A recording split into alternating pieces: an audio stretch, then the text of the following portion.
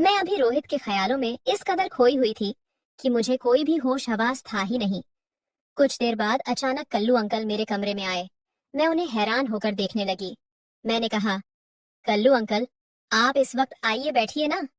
वो मेरी बगल में आकर बैठ गए। थोड़ी देर तक खामोश रहे। मैंने कहा, अंकल क्या बात है, आप इतने चुप चुप क्यों हो? वह बोले, काव्या, मैं तुम्हारे बारे में सब जानता हूँ। मैं पहले उन्हें थोड़ा हैरानी से देखने लगी।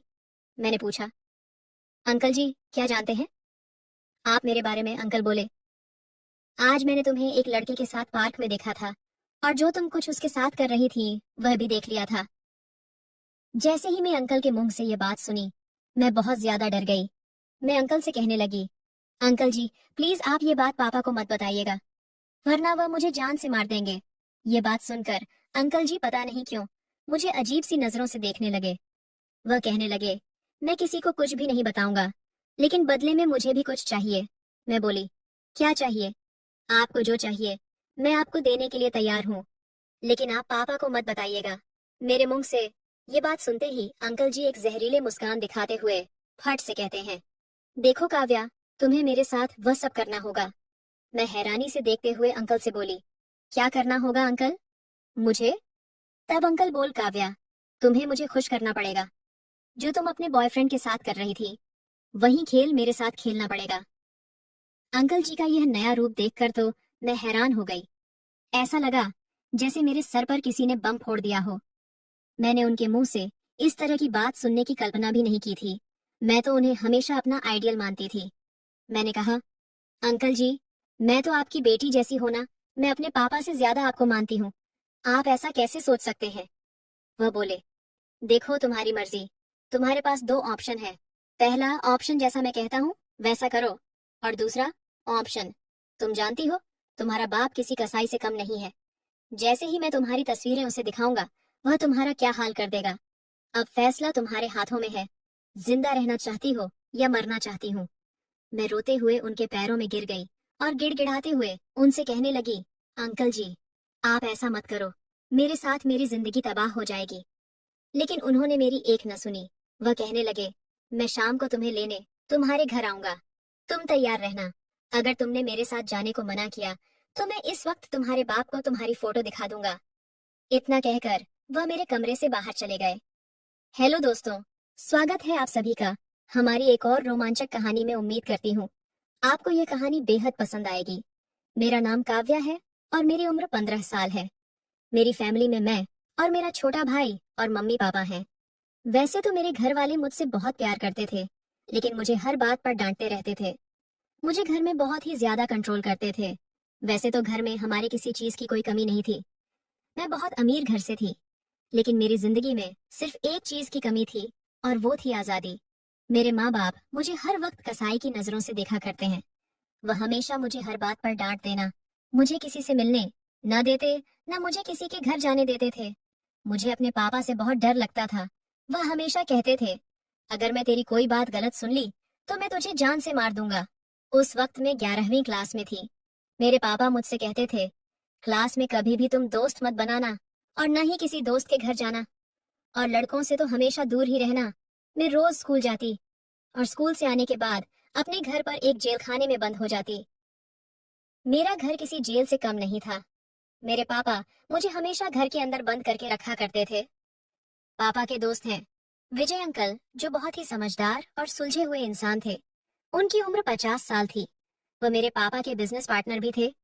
उन्हें सब कल्लू कहते थे, क्योंकि वह बहुत ज्यादा काले थे। इस वजह से उनकी शादी भी नहीं हुई थी। वह अब तक कुंवारे थे। कल्लू अंकल का हमेशा हमारे घर पर आना जाना लगा रहता था। मैं उन्हें बहुत ज्यादा मानती थी, क्योंकि वह मेरी हर बात को समझते थे। वह हमेशा मुझसे कहते थे, पता नहीं तुम्हारा बाप इतना सख्त मिजाज क्यों है, तुम कितनी प्यारी हो, फिर भी वह तुम्हें हमेशा एक कसाई की नजरों से देखता है।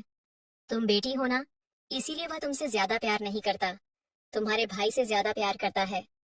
मैं कल्लू अंकल को अपना दोस्त मानने लगी थी। मैं उनसे अपनी हर बात शेयर करती थी।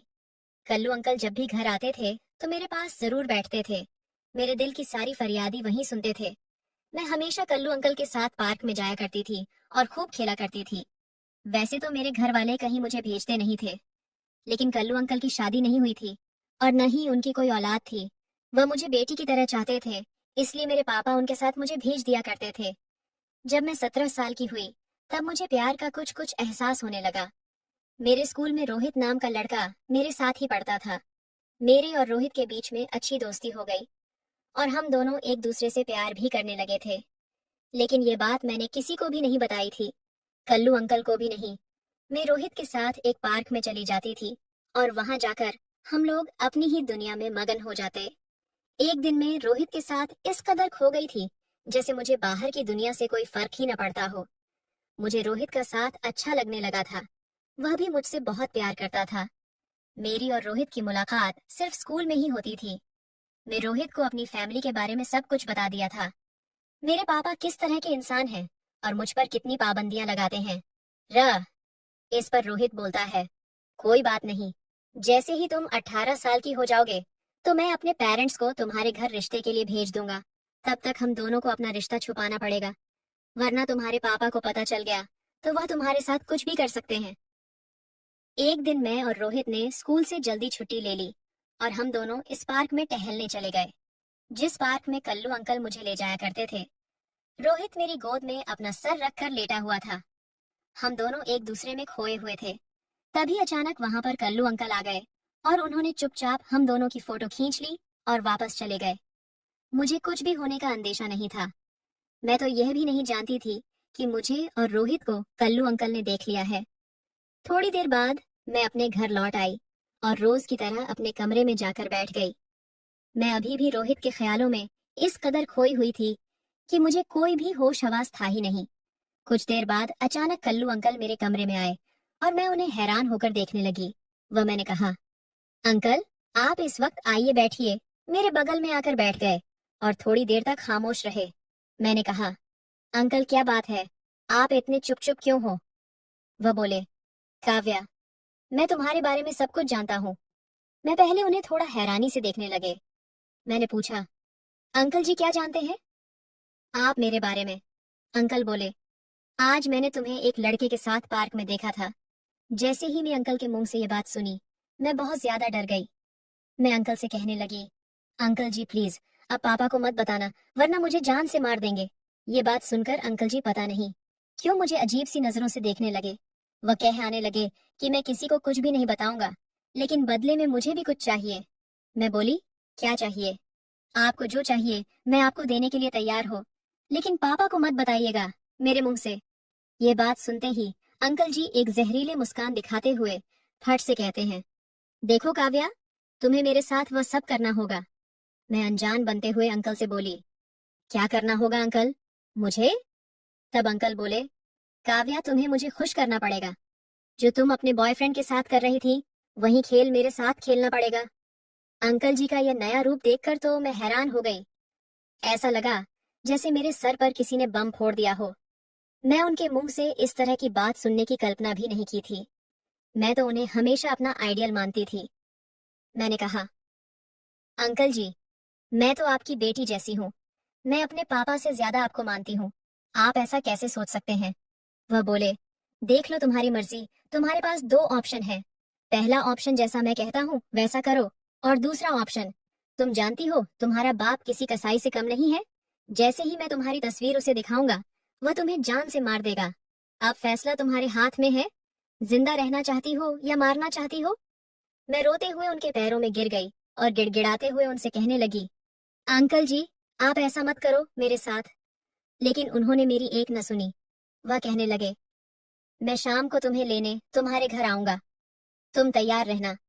अगर तुमने मेरे साथ जाने से मना किया तो मैं उस वक्त तुम्हारे बाप को तुम्हारी फोटो दिखा दूंगा। इतना कहकर वह मेरे कमरे से बाहर चले गए। मैं शाम तक अपने घुटनों में सर देकर कमरे में रोती रही। करीब रात के 8 बजे अंकल जी मेरे घर आए और पापा के साथ बैठकर चाय पीने लगे। चाय पीते पीते अंकल मेरे पापा से कहने लगे, यार आज मुझे किसी बर्थडे पार्टी में जाना है। मैं सोच रहा हूँ तुम्हारी बेटी काव्या को भी अपने साथ ले जाओ। वैसे भी वो हर वक्त अपने घर में बंद रहती है, तुम तो उसे कहीं बाहर निकलने ही नहीं देते। इस बहाने से वह शायद घूम ले।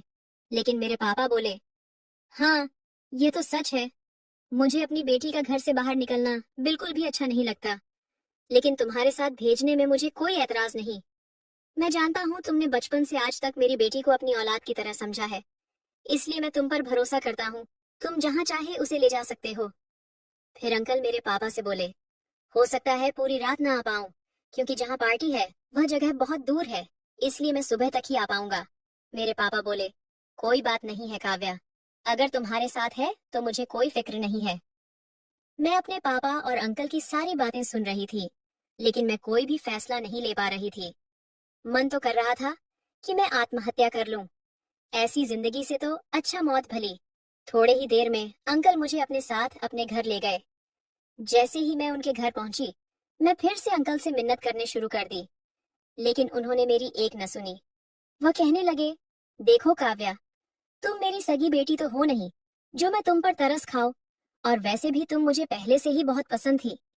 मेरी शुरू से ही तमन्ना थी कि मैं तुम जैसी कच्ची कली के साथ हर वक्त गुजारूं। मैं तो मौके की तलाश में था, और देखो, वह मौका मुझे मिल गया। वह भेड़िया पूरी रात मुझे नोचता रहा, और मैं अपनी किस्मत को कोसते रही। सुबह होते ही उन्होंने मुझे घर छोड़ दिया और जाते हुए कहने लगे, काव्या, मुझे कभी ना मत कहना, वरना अंजाम तुम जानती हो।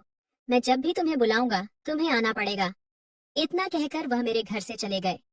मैं दौड़कर अपने कमरे में गई और घुटनों में अपना सर देकर रोने लगी। आज मुझे 2 दिन हो गए थे। मेरे हलक से पानी भी नहीं उतारा था, और ना ही मैं कॉलेज गई थी। मेरी माँ कमरे में आई और मुझसे कहने लगी, क्या हुआ, तुम्हारी तबीयत खराब है?